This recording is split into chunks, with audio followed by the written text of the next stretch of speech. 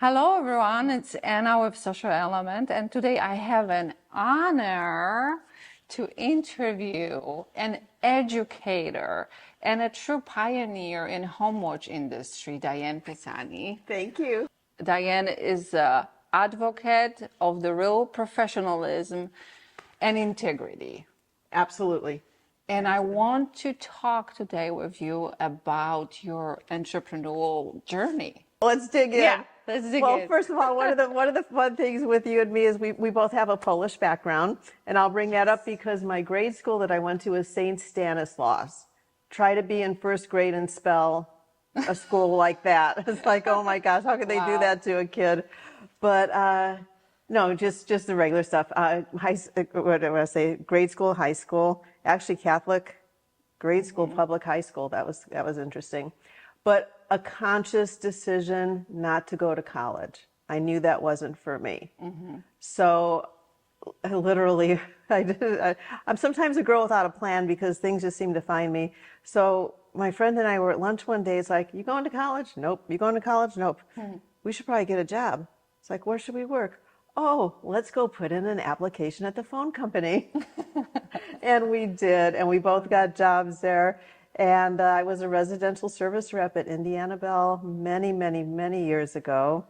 And we still had dial phones back then. Yes. The touch tone trim lines were a new thing. But, you know, the cool thing about that is it was one of the hardest jobs imaginable. But wait a second. You're talking about your job, but I forgot the kid job. Yeah. While I was still in high school, I worked for McDonald's.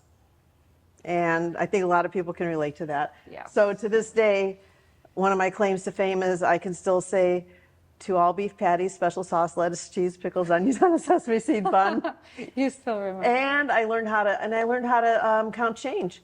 My mom sat with me at the kitchen table for hours and taught me how to count change, which is a talent. It's so funny because so many times I am at a gas station somewhere right now, and you just give a person, 2 cents more, and they don't understand what They don't understand what you're doing. They don't know what to do with it. Do you want to talk a little bit about your father's passing? I know that it had a big impact on your life. Well, my father was self-employed. He owned a service station, a gas station back in the day, a Sinclair gas station, but he was also a musician, and I shared that with you. He had a polka band, a wedding band, and played the accordion.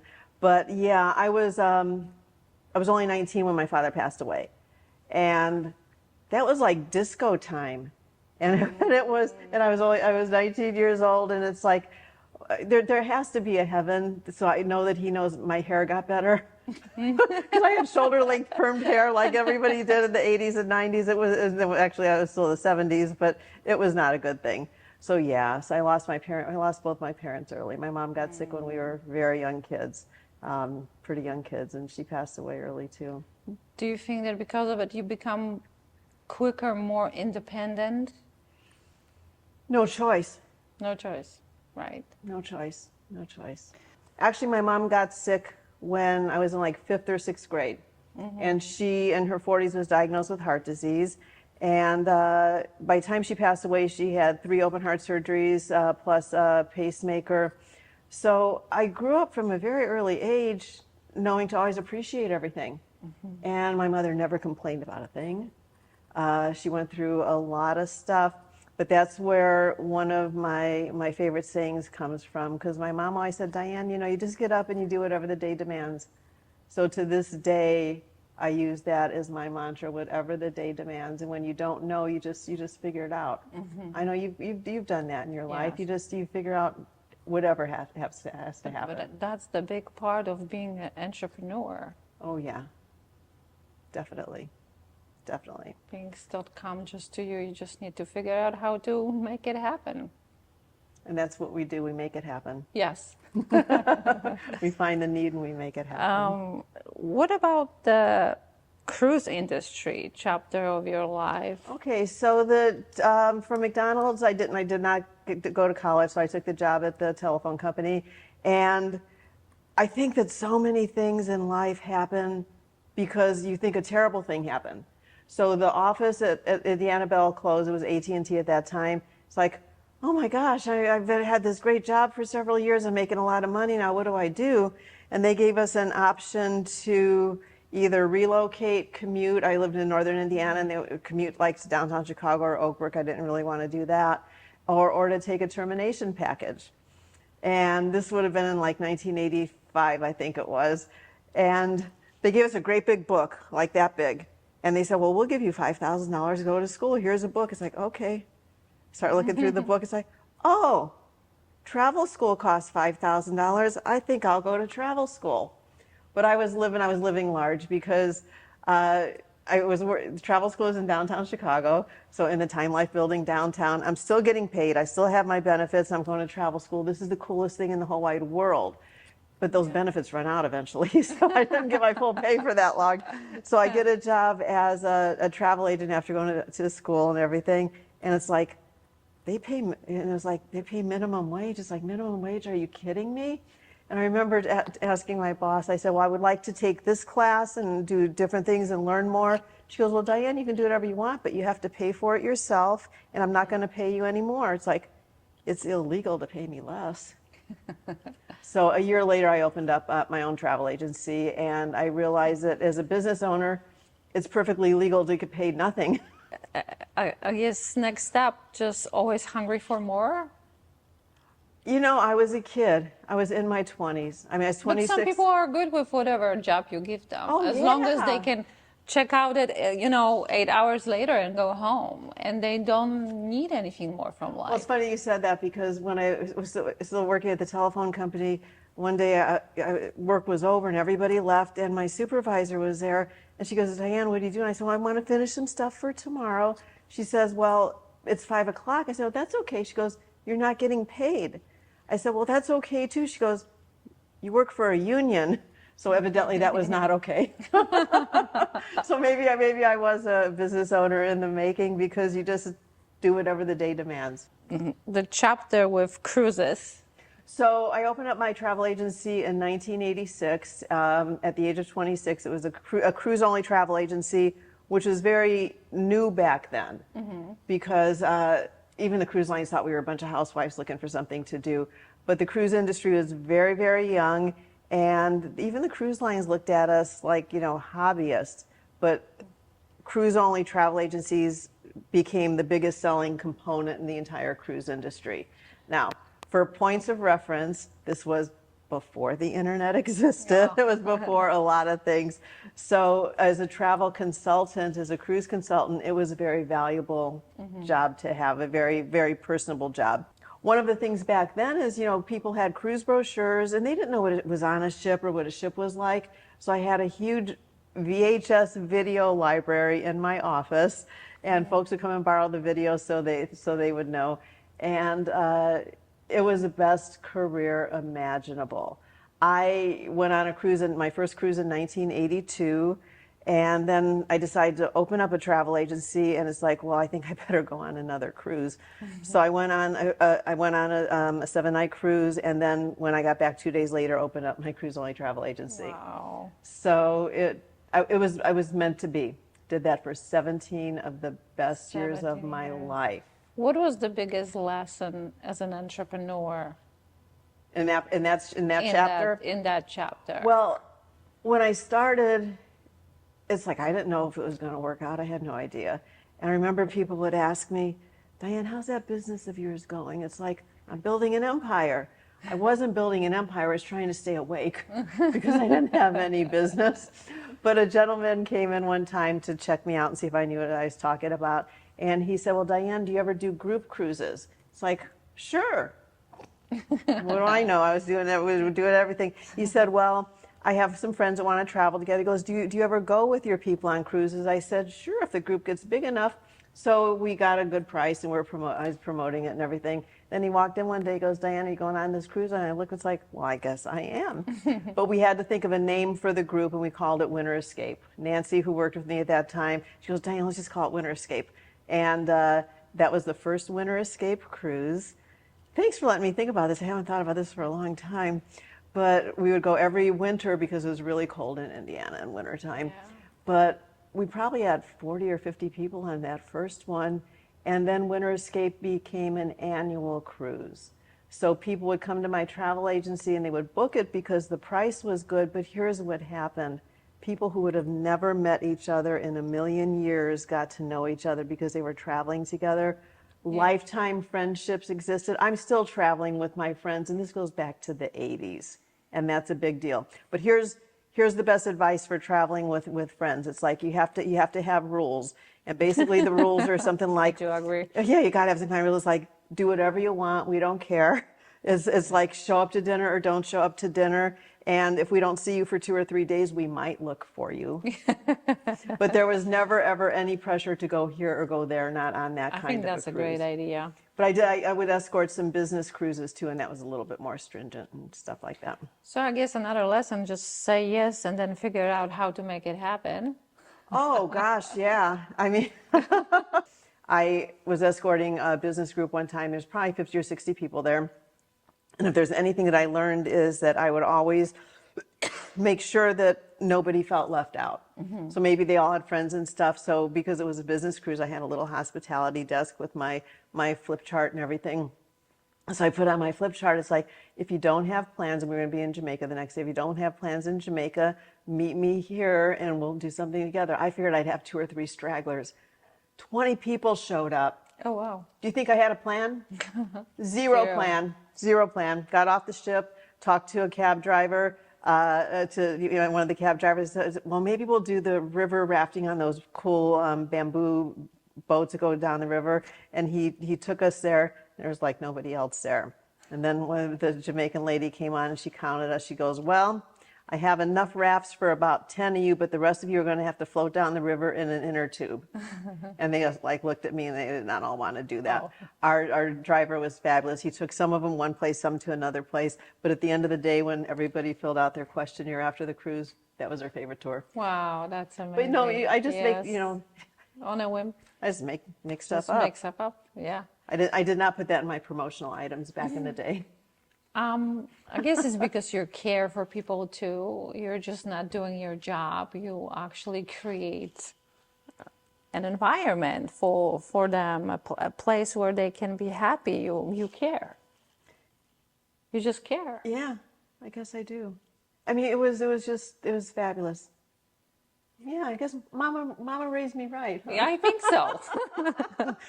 I think so. I think this is very important. No matter what business are you in, you're in a service. Well, I believe we're all in customer service. I believe that's the industry that we're all in, and wherever we put those skills, we'll be successful. Sure. And it's something that is lost on a lot of people now, and it breaks my heart. So especially when I go to a store or any place and I see, especially a younger person in their 20s or whatever, they're just learning to talk to people, I will always stop and just say, thank you for the eye contact. Thank you for being polite. And especially if I say thank you, and I hate, this is one of my pet peeves, I have many, but when you say thank you and people say no problem, it's like, well, I didn't think it was a problem. And so thank you for saying you're welcome when I said thank you to you, but I'll just look them straight in the eye and say these people's skills will take you anywhere in your life. Why do you think some of those skills seems to disappear lately? The ethics of work, or doing a little bit more than what you have in your contract. Why? I don't know. Is it the way we're raised, or what is it? Maybe. Do you think that it's just the younger generation is not being raised well enough to actually know or Nobody try? Taught them. It seems to be like they're giving up before they even start. They don't have this drive. Well, I mean, I was painfully shy in high school. I don't think I talked in high school, but working at the telephone company, I learned etiquette. I learned phone etiquette. I learned a lot of things. I learned how to talk to people. I learned how to work with clients. I mean, I was in my 20s collecting phone bills. That's scared me to death. I was doing collections, for goodness sakes.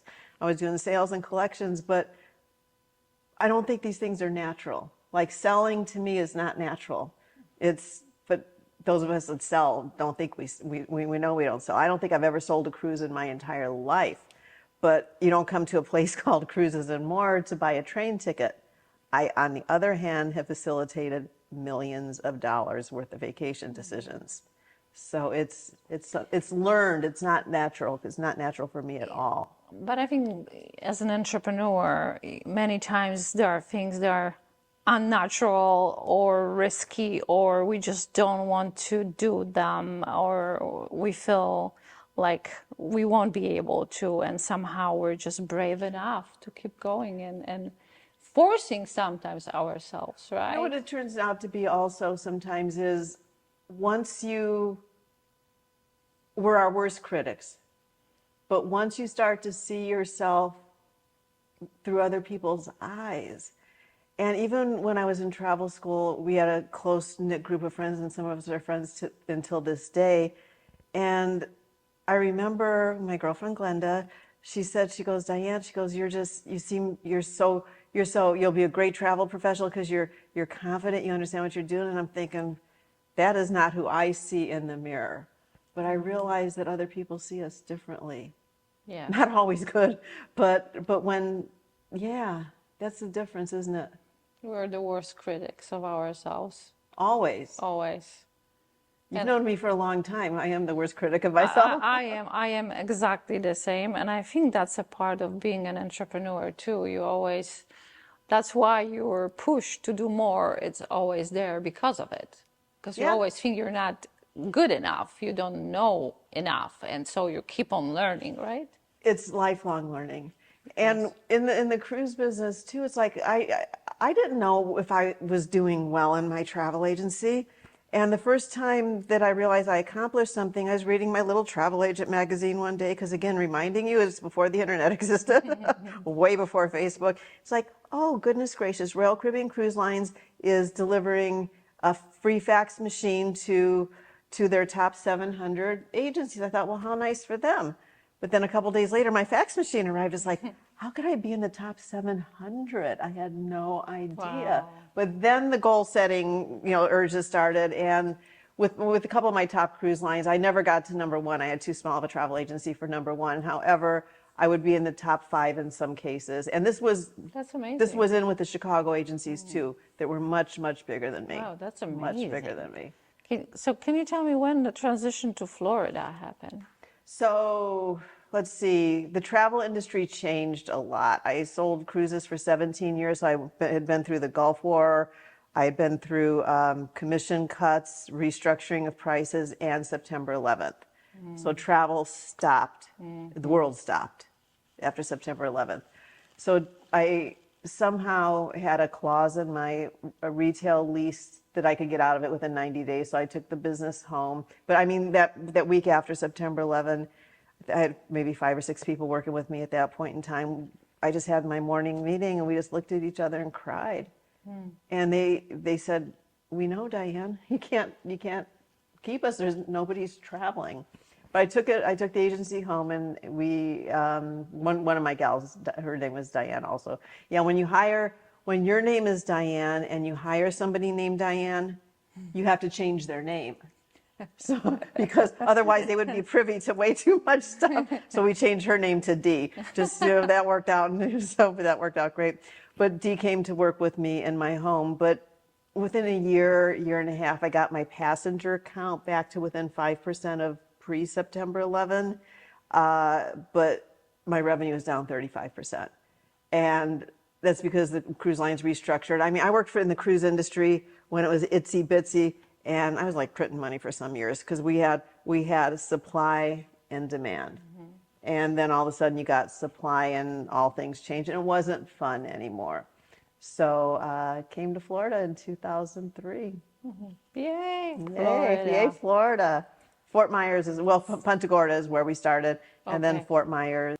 I know you mentioned to me you work in a Ritz-Carlton for a while. Yes. When I moved to Fort Myers, I took a job at a wellness company, and the wellness company went out of business right before Hurricane Charlie. So it's like, are you kidding me? What am I going to do now? And so I went to a job fair, and my friend who also worked at the wellness company, Bob, said, well, we better go to a job fair and try to get a job. It's like, okay, I've never been to a job fair before. And to even get to the booth at the Ritz-Carlton booth there, he goes, why don't you work for the Ritz-Carlton? I said, well, I've never worked for a hotel before. Why would I start at the top? But there were 2 interviews to be able to talk to somebody to have an interview. Oh, wow. But then like 4 or 5 hours later, I was getting measured for a uniform. So I took the job there, and the commute from Fort Myers to Naples was over an hour. So it was all the way through Fort Myers Beach, through Lover's Key and all that kind of stuff. That was just too far. But then when my lease ran out, moved to Naples. So the Ritz-Carlton brought me to Naples, Florida. And how the whole journey with HomeWatch started? Well, that was the rental agent that said to me, I was still working at the Ritz at the time. I was working at the Ritz at the time. Diane, you'd make a great HomeWatch and concierge person.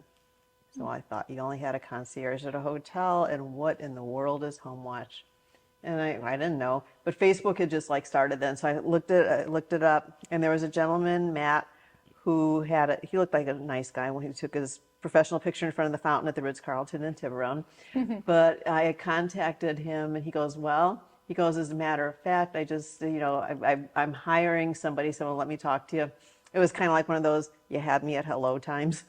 But I worked for him for a while, and when I left his employ, I went to work for the Realtor and started her HomeWatch and concierge division. So I got trained. I mean, I didn't make all this HomeWatch stuff up. I got trained and learned before I opened a business. Before you opened a business. So as who you are, entrepreneur, I know that it probably didn't take long for you to start a business, but then from owning a business as a HomeWatch company to deciding that, no, that's not enough, or that's not what I want to do, and now I want to train people and show them how to do it. Where this idea came from? Well, the precursor to that was actually on January 6th. Well, the Realtor that I was working for and did her HomeWatch division said she was closing the office. So I contacted my friend Bob, who was also doing some of my handyman work. He was a very MacGyver type handyman, and said, well, we better open a business, a HomeWatch business. So we incorporated on January 6th of 2006. And that was a very special day. And we just did it. Oh, here's one. You and I are entrepreneurs, we're business people. What do? We network. Yes. Why do people think that networking's a bad thing? It's the best thing in the world. It's the most important thing you do. Yes, especially when you're starting a business. Oh gosh, yeah. You should go out all the time to every networking event there is in your town and area. Yeah, my business coach would say, you go to everything. You go to the opening of an envelope. You go to whatever. So the first networking, you like that one, huh? Yes. Well, but it's true. It's true. And I always tell people, everywhere. You wear your logo attire, get a name tag. A name tag, when you wear it, you should always wear it on your right-hand side, because when you shake hands, your eye contact goes to your right-hand side. So that's where you should put your name tag. And it's important to have a good handshake. I knew we both have good handshakes. But it's the first networking group I went to, I was scared to death, and it was a Women's Council of Realtors, and it's like, oh my gosh, there's a lot of people here, and I'm not sitting at an 8-top table or a 6-top, so there was a 4-top with 2 gals, and it was a mother-daughter real estate team, and I sat down and introduced myself, and Rosemary said to me, Diane, I am so glad that I met you, because I live in a high-rise, and the maintenance gentleman is doing HomeWatch business. The board of directors would like to bring on a professional company. Would you be interested? It's like, wow. When I wipe the drool off my chin, I'll be very interested. Yes. And we went through the vetting process and everything. My business partner and I operated our HomeWatch company together for 15 years. For that entire 15 years, that one high-rise in Naples, Florida, accounted for 50% of our business. Wow. Because I showed up to one meeting. Networking event. Yes. Yeah.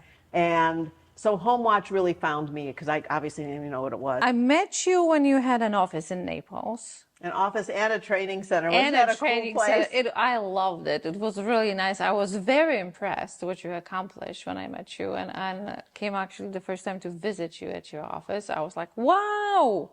Well, the reason it had a wow factor is I rented it from my wonderful, wonderful landlord, Mitch, but he owned an electric company in Naples, And that whole bottom level where my office was, years before that used to be a showroom. Oh, That's wow. why it was decked out so nicely. It was so beautiful. But so I did the class. That's when I started doing. It was kind of like I was doing like more home watch visits, less training, and then it just went opposite, because as the training became more popular and everything, I was doing fewer visits.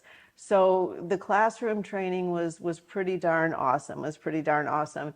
And what would happen is, getting people from Southwest Florida, they could drive or everything, but then folks were flying in for the training. It's like, holy cow, because on top of the training class, they had airfare, food, hotels, and the like. It's like, I need to take this to an online version. So I met with a company that was their area of expertise, and they did it like recorded training for colleges and stuff. But again, it's the technology timestamp. Because like we said, we watch TV and they're using coin phones and beepers to make a phone call and to go arrest the bad guy on Law and Order. Is like, oh my goodness gracious.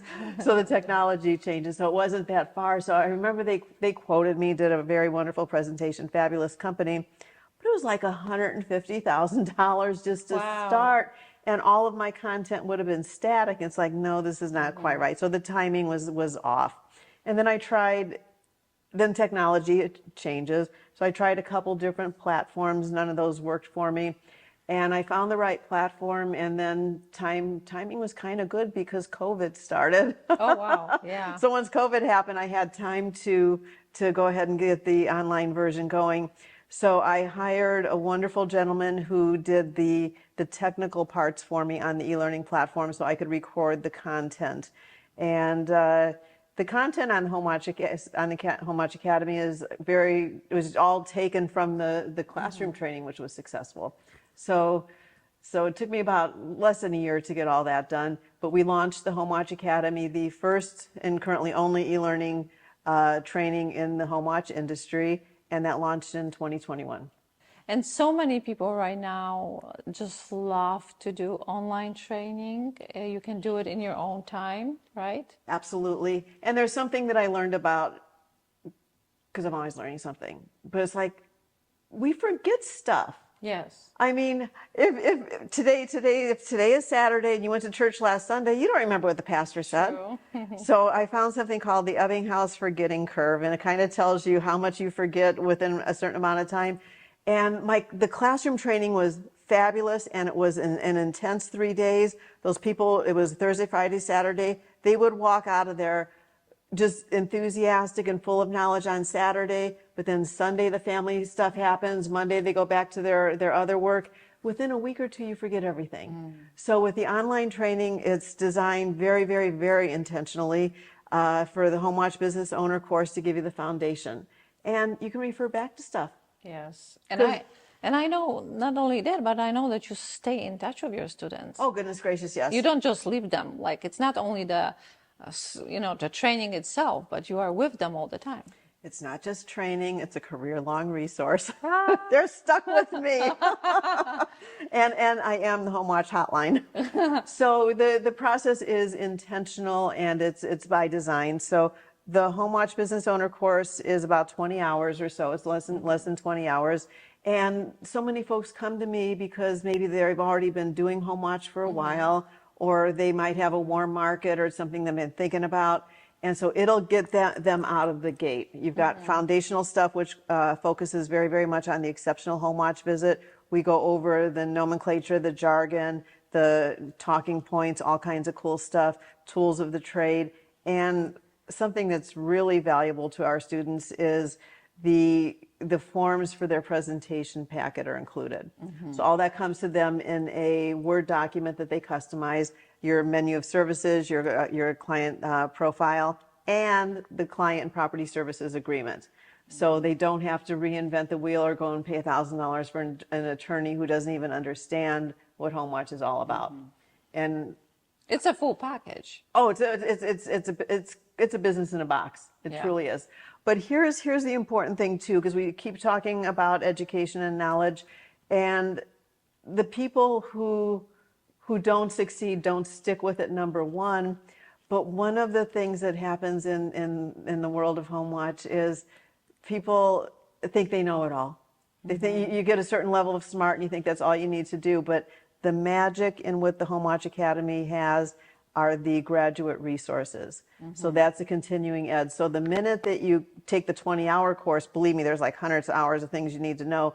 You plug into the Graduate Resource Center, and that has the continuing ed. And then we do regular Zoom calls, Zoom training calls, and those have a life on the library too. So what better than for you to learn from your colleagues in the field who are making the mistakes. One time somebody said, Diane, what qualifies you to train? So, well, I've either made the mistakes, spent the money, made the mistake, spent the money, or know somebody who did. Yeah. So it's in Home Watch, for goodness gracious sakes, we are looking over one of the biggest assets of a homeowner, and you've got to take that seriously. To this day, too, people say, I'll tell them what I do for a living. It's like I have a training company. I help cool people, have their entrepreneurial desires, start a home watch business, and they'll look at me and go, you got to go to school for that? It's like, well, what profession do you not have to go to school for? And the craziest thing, too, I always say that folks think because they live in a home, they can watch over somebody else's. And that's like me saying, because I watch Dancing with the Stars, I'm a good dancer. And maybe you can share with us some crazy stories about people who thought that they can do it just because they are a neighbor. The crazy stories can be painful. The crazy stories are painful stories. But people who start home watch businesses are good people overall. There is an underbelly to every industry, but one of the most powerful stories puts you into the category of you don't know what you don't know until you know what you don't know is, well, actually, there were two couples one time. They decided to open up a home watch company, and they had actually inquired about my training. They looked into it and everything, and they decided they were too cool for school. That was mistake number one. Mistake number two is they didn't know what they were doing. They figured because they lived in a house, they could watch over someone else's. And the long and short of it is, especially here in Florida, you have to know a lot about things like humidity and air conditioning systems. And they did not know how to operate the thermostat appropriately. And if there's high humidity for an extended amount of time, mold can start to grow within a few days. Not only did they, because they didn't know better out of their ignorance, they destroyed a home. Wow. Because the thermostat was set incorrectly and the fan setting was wrong, and it was destroyed by mold. I mean, destroyed. But here's the big irony: the home that they destroyed was the next door neighbor with a shared wall of one of the couples that owned the home watch company. Oh, wow. So bad enough that you screwed up someone's home, but they have like a garage next to you.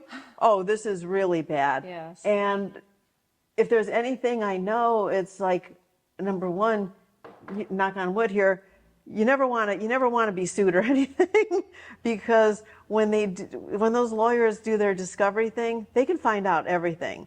And the fact that, especially in Florida, education was available, and they had even looked into education, they chose not to do it.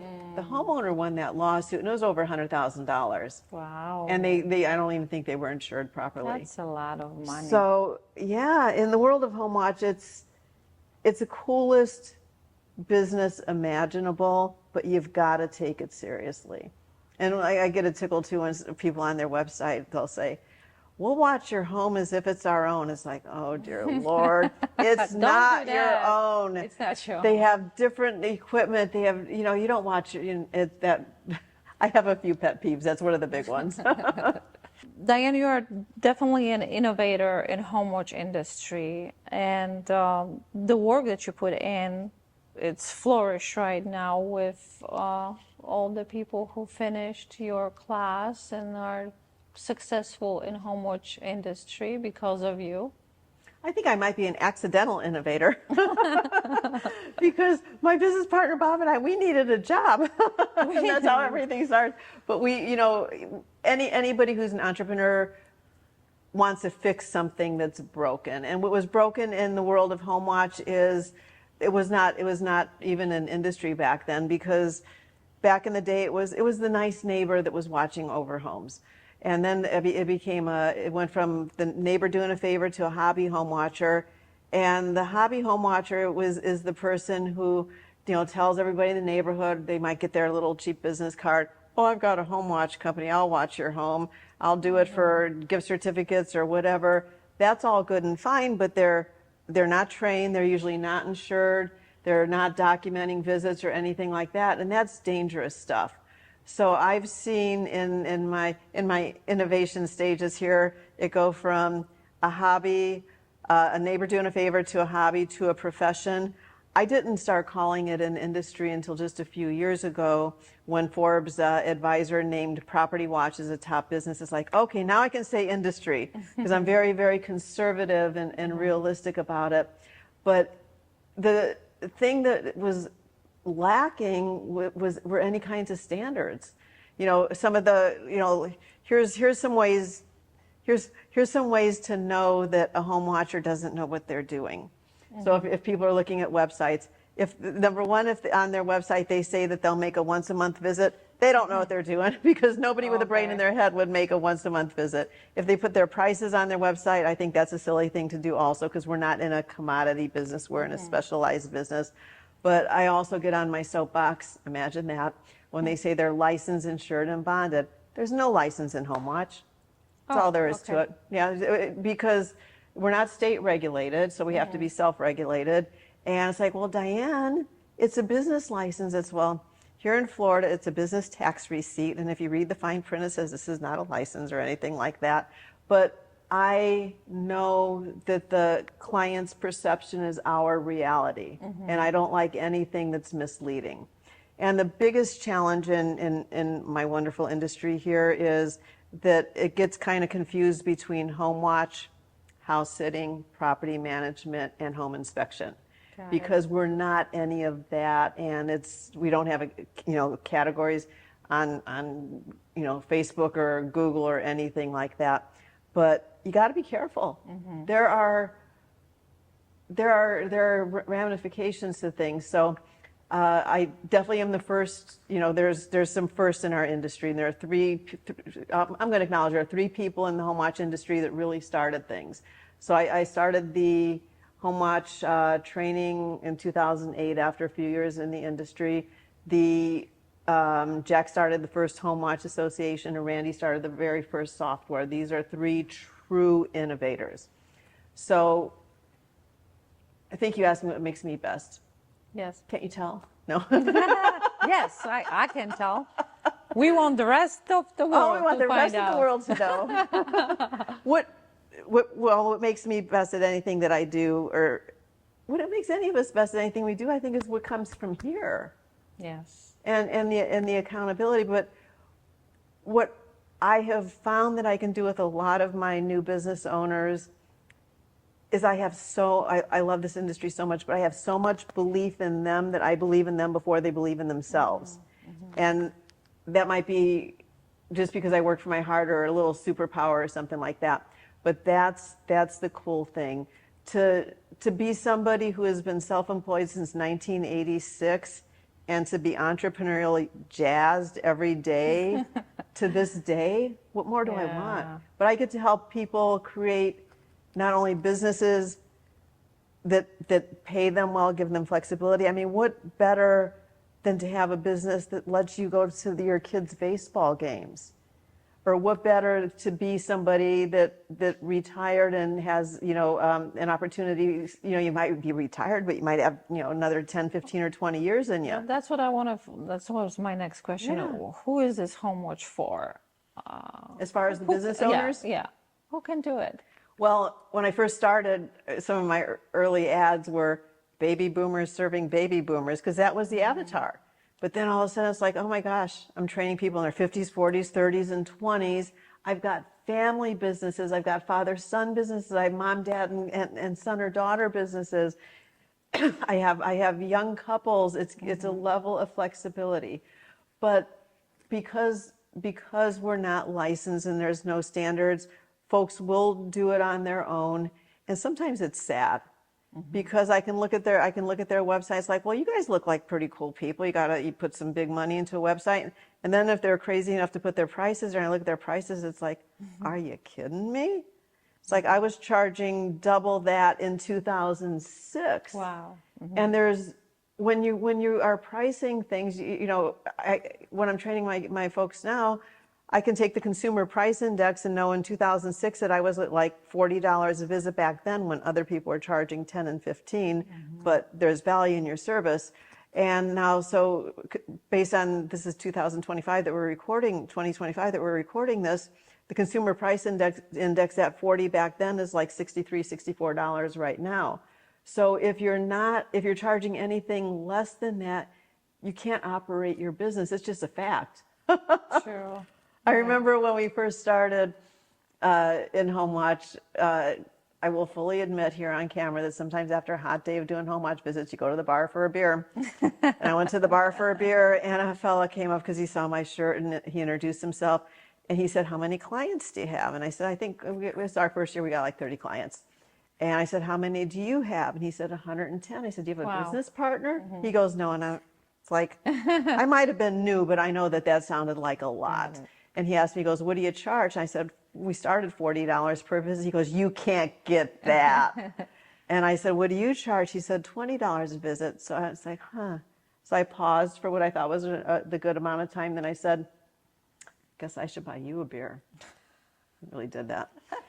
But you either work harder or you work smarter. But here's the absolute, all silliness aside, the fact is, if we're having a beer in the same place, we're serving the same clientele. We have the same business expenses.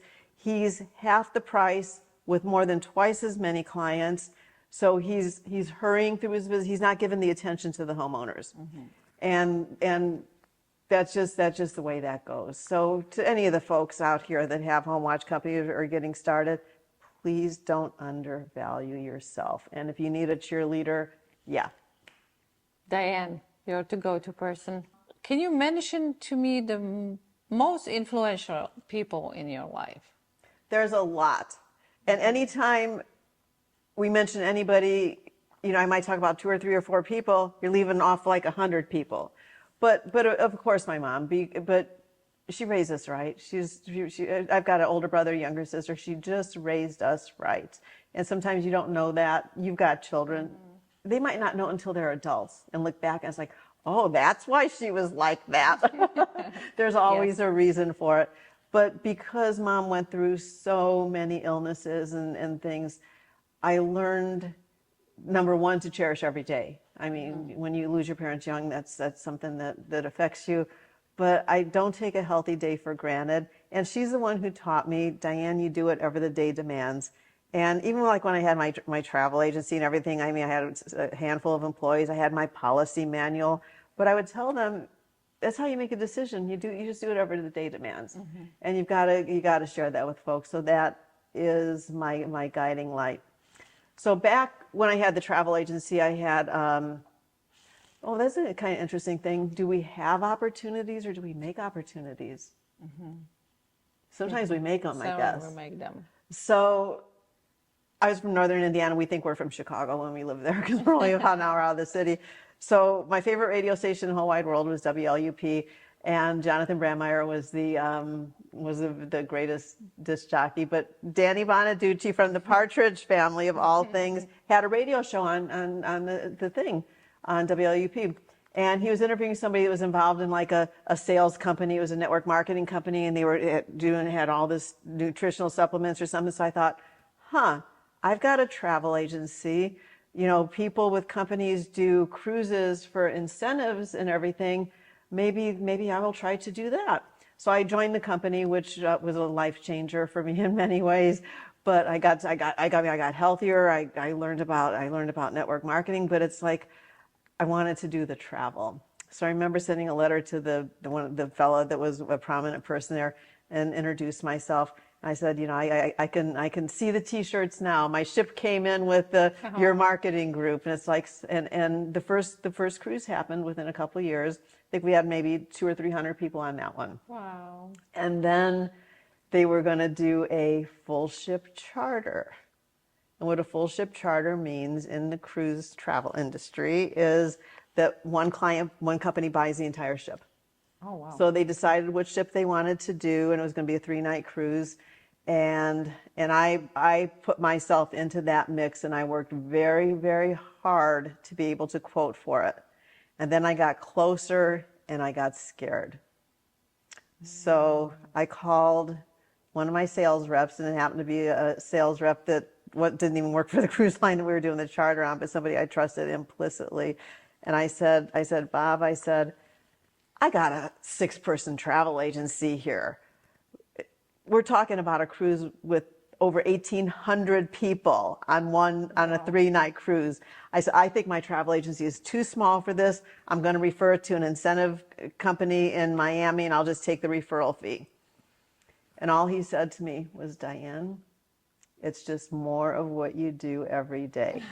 Just Nice. don't underprice it. And it's like, okay, that's all I needed. This 3-night cruise, and it was over 1,800 passengers. I had to hire a bunch of friends to help me on the ship because I didn't have enough employees, and the employees had to stay there to run the business. And this was it was in the late 90s something, maybe 96, 97. That 3-night cruise costs over $1 million. Wow. So that was my biggest commission in travel. Nice. Awesome. And then we did some more, but I put myself into that mix. So that's Bob will, when he sees this, he'll know it's him. So thank you, Bob. Thank you, Bob. But you know, it's the people that believe in us. Yes.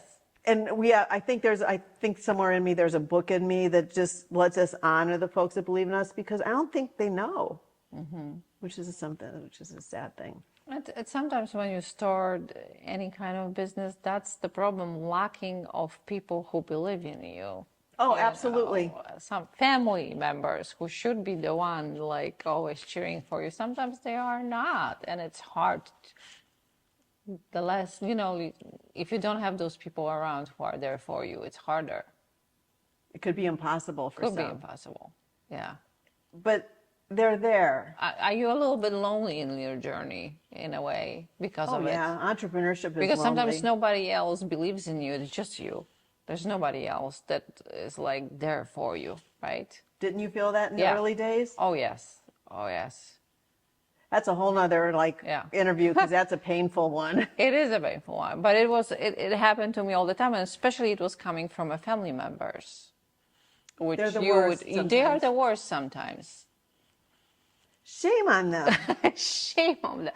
People believe in your So families, if for you are God's an sake. entrepreneur, if you're at the beginning of your journey, if you want to open a how much business, and you were just going to share this idea with your brother or sister, uncle or aunt, and they're going to be like, you lost your mind. Just Oh, yeah. forget about them. Just keep on going.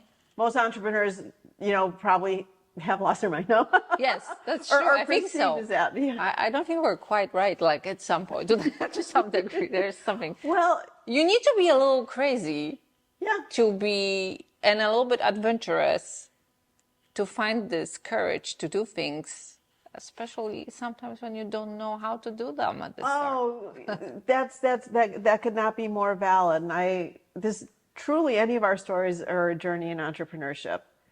But think about this. We don't have time to be scared. Yes. We got bills to pay. We have a difference to make.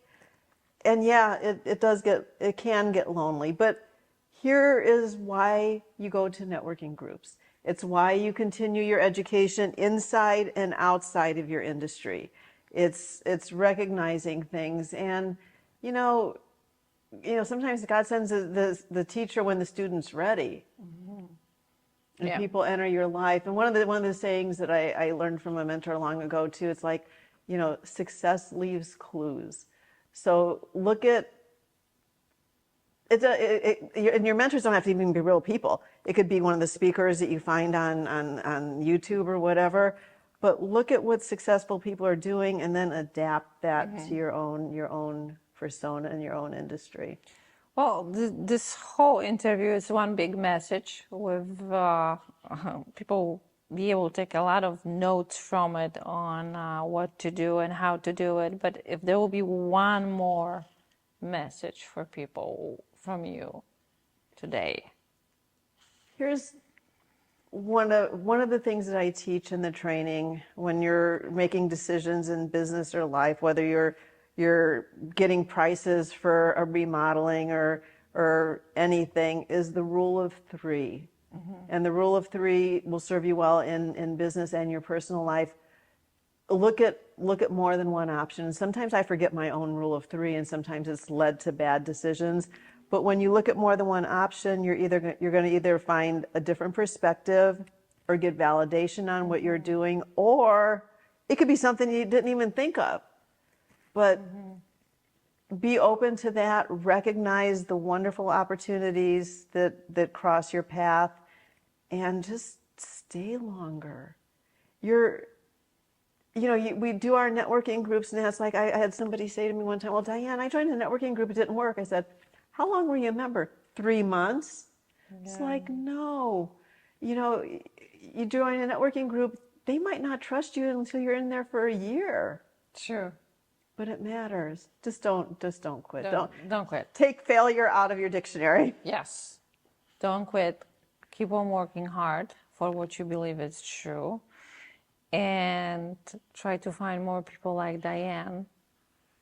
And make good decisions. Who can definitely give you more courage. You do the right things for the right reason. I identified that our seasonal homeowners were either underserved or taken advantage of. My way to change the world is to help put cool people into wonderful businesses to serve them.